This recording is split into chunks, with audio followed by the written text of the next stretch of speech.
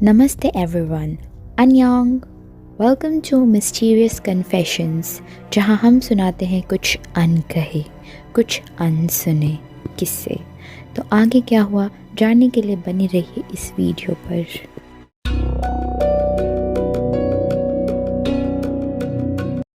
Joshua कोई और नहीं बल्कि इमैनुअल का भाई था। जी हाँ, जोशुआ और इमैनुअल भाई थे। जोशुआ ने स्टेटमेंट दिया कि इमैनुअल और सैंड्रा 2000 या 2001 में मिले थे और दोनों इंस्टाग्राम पे चैट करते थे। वीकेंड पर दोनों मिलते भी थे।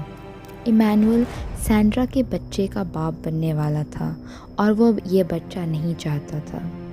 इमैनुअल की माँ एक हॉस्पिटल वर्कर थी और उसके पापा एक स्कूल बस ड्राइवर, जिसके कारण उनकी फाइनेंशियल कंडीशन ठीक नहीं थी। उसके पेरेंट्स भी अपने बच्चों के प्रति काफ़ी स्ट्रिक्ट थे। इमैनुअल अपने 3 भाइयों में सबसे बड़ा था, इसीलिए उसके ऊपर परिवार की काफ़ी जिम्मेदारियां भी थी।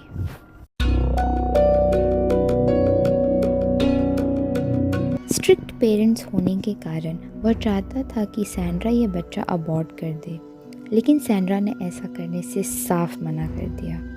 इमैनुअल किसी भी हाल में ये नहीं चाहता था कि ये बात उसके पेरेंट्स को पता चले। उस रात कार में इमैनुअल सैंड्रा का वेट कर रहा था और जब वो वहाँ पहुँची तो उसने उसका गला दबाकर उसकी जान ले ली और उसकी डेड बॉडी को गार्बेज बैग में डाल दिया। सुबह सूरज निकलने से पहले ही उन दोनों ने बॉडी को एक सुनसान सड़क वेस्ट 56 स्ट्रीट पर जाकर वहीं कचड़े में फेंक दिया और वहाँ से चले गए। अब पुलिस को अपना असली गुनहगार मिल गया था। बिना किसी देरी के इमैनुअल को गिरफ्तार किया गया और उससे पूछताछ की गई।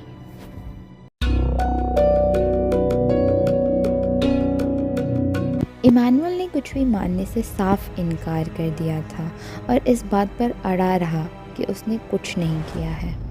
जोशुआ की गवाही और सारे सबूत कोर्ट में पेश किए गए। इमैनुअल के डिफेंडेंट ने यह बात रखी कि मर्डर उसने नहीं बल्कि जोशुआ ने किया है, लेकिन प्रोसिक्यूटर का कहना था कि जोशुआ के पास ऐसा करने की कोई ठोस वजह नहीं थी। सैंड्रा की एक फ्रेंड ने भी अपना स्टेटमेंट दिया कि इमैनुअल सैंड्रा की रूममेट को भी डेट कर रहा था।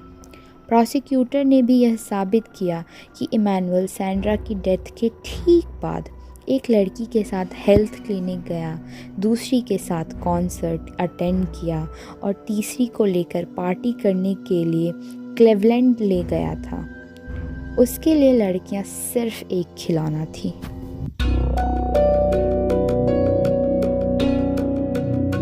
जूरी ने तकरीबन 4 घंटों के तफ्तीश के बाद इमैनुअल को 2nd डिग्री मर्डर का दोषी माना। सैंड्रा की माँ उस वक्त बहुत भावुक थी। वो कोर्ट और जूरी से इलेक्ट्रिक चेयर यानी कि सज़ाए मौत की मांग कर रही थी। आखिर में इमैनुअल को 25 साल उम्र कैद की सज़ा मिली, जो कि 2028 में ख़त्म हो जाएगी। इमैनुअल पूरे ट्रायल के दौरान अपनी बेगुनाही का दावा करता रहा और अपना जुर्म कभी कबूल नहीं किया।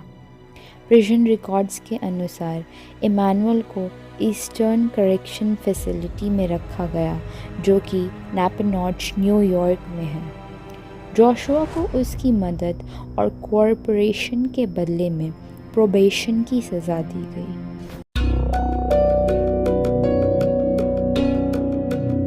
सैंड्रा की बहन ने बताया कि सैंड्रा टीचर बनना चाहती थी और कोई आम टीचर भी नहीं बल्कि डिसेबल्ड चिल्ड्रन को स्पेशल एजुकेशन देना ही उसका सपना था। लेकिन एक गलत इंसान, एक गलत फैसला और उसकी पूरी ज़िंदगी तबाह। कभी कभी हमारे असली दुश्मन हम खुद होते हैं। अपने फ़ैसलों को बड़ी समझदारी और संवेदनशीलता से लेना ज़रूरी है ताकि हमारे एक्शंस से दूसरों को कोई नुकसान ना हो। प्यार और समझ से संपन्न ज़िंदगी बनाने में ही असली जीवन की खुशी छिपी होती है। तो इसी के साथ मैं आपसे अब अलविदा लेती हूँ। ऐसी ही मिस्टीरियस कन्फेशंस के लिए सब्सक्राइब टू दिस चैनल, और अगर आपको ये वीडियो पसंद आया तो please do like this video, comment, share. Thank you.